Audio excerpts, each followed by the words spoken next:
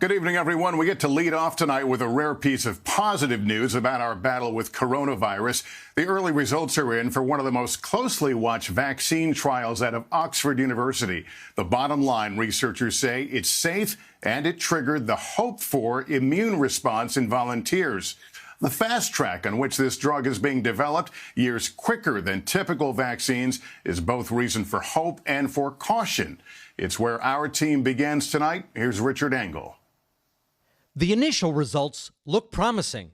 A possible COVID-19 vaccine from the University of Oxford appears safe to continue testing, scientists say, and produces two types of protection from the coronavirus that has so far killed more than 600,000 people worldwide.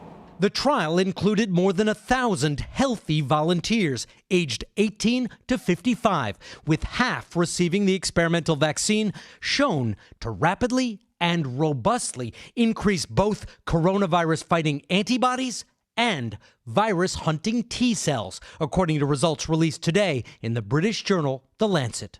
We have, first of all, a vaccine which is very well tolerated, and then secondly, that we are seeing good immune responses, exactly the sort of immune responses we were hoping for. I caught up today with the Viney family, all three taking part in the Oxford trial.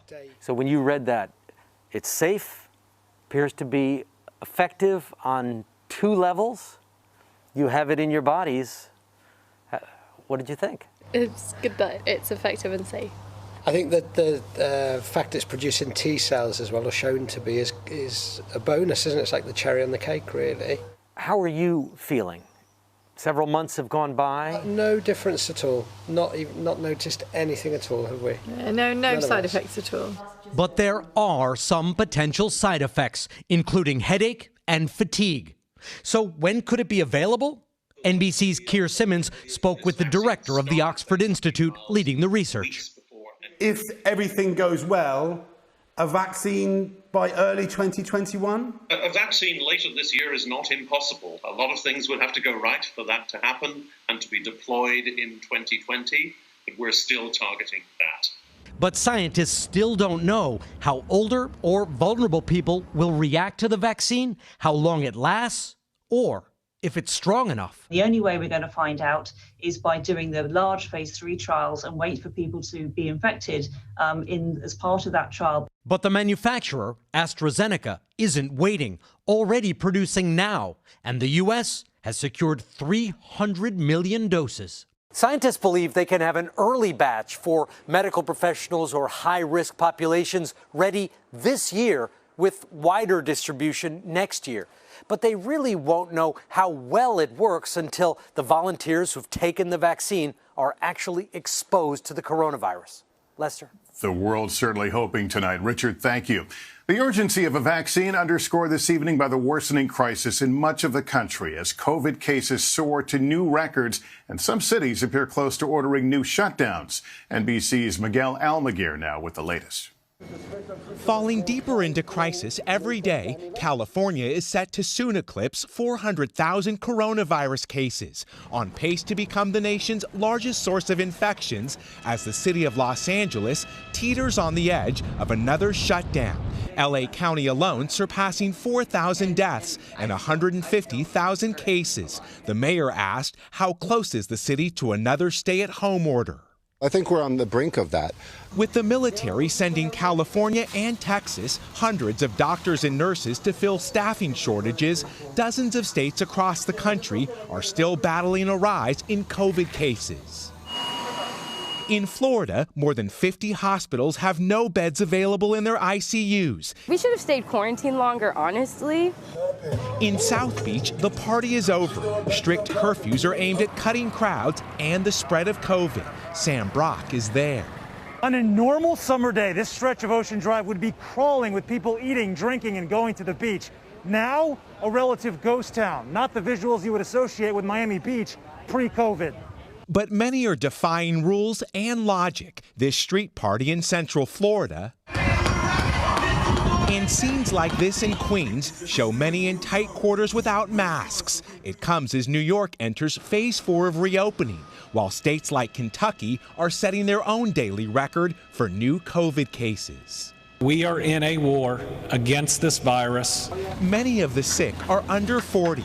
In Texas, a daily fight to save lives. They're taking care of more than enough young, previously healthy individuals who came very, very close to dying. The crisis at hospitals comes amid uncertainty at schools as some children get ready to go back to the classroom and others prepare for online learning. A new study out of South Korea shows older children have higher transmission rates than adults. As our nation battles to contain the virus, some families have already lost the fight. In Illinois, Kay Takash was slipping away from her family. Her husband comforted her for the last time. My dad said, "Kay, being married to you for 61 years, my life has been a dream." And a tear came to her eye, and a couple minutes later, she was gone. Tonight, one family's loss, a reminder for all of what's at stake. Miguel Almaguer, NBC News, Los Angeles. One day after saying he would not consider a national mandate on masks, President Trump tweeted a picture of himself wearing one today, calling it patriotic. NBC's Kristen Welker with late details now from the White House. Tonight, in About Face, President Trump, for the first time, tweeting out a photo of himself wearing a mask, writing, "Many people say it is patriotic to wear a face mask when you can't socially distance. There is nobody more patriotic than me, your favorite president." The image was taken from his recent visit to Walter Reed Medical Center, the only time the president has worn a mask publicly. Over the weekend, the president said he has no plans to enforce a national mask mandate. I want people to have a certain freedom, and I don't believe in that. With that being said, I'm a believer in masks. I think masks are good, but I leave it up to the governors. It's all a part of a major shift in strategy, with polls showing the president trailing Joe Biden by double digits. For days, aides have been pushing him to publicly show more leadership, according to multiple officials. The president today announcing plans to start briefing Americans again. We're going to give you a lot of briefings in the next week and over the next few weeks as to, I think it's very important to do it, the vaccines and the therapeutics. The briefings were abruptly canceled in April, soon after President Trump made the widely debunked claim that perhaps heat and injecting disinfectants could kill the virus. I see the disinfectant where it knocks it out in a minute, 1 minute.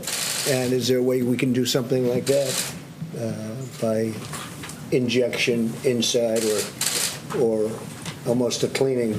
And with a potential showdown looming over stimulus spending, President Trump spoke from the Oval Office today, flanked by top Republicans. While the White House and Republicans agree the bill should include billions of dollars to help schools reopen, there are a number of sticking points. Today, the president signaling urgency to get a deal. I think hopefully we'll get there, but we're talking about a lot of things. Among the disagreements, how much new funding should go to the CDC and to unemployment insurance, which expires at the end of the month. Lester. Kristen Welker at the White House, thank you. Hey, NBC News fans, thanks for checking out our YouTube channel. Subscribe by clicking on that button down here and click on any of the videos over here to watch the latest interviews, show highlights, and digital exclusives. Thanks for watching.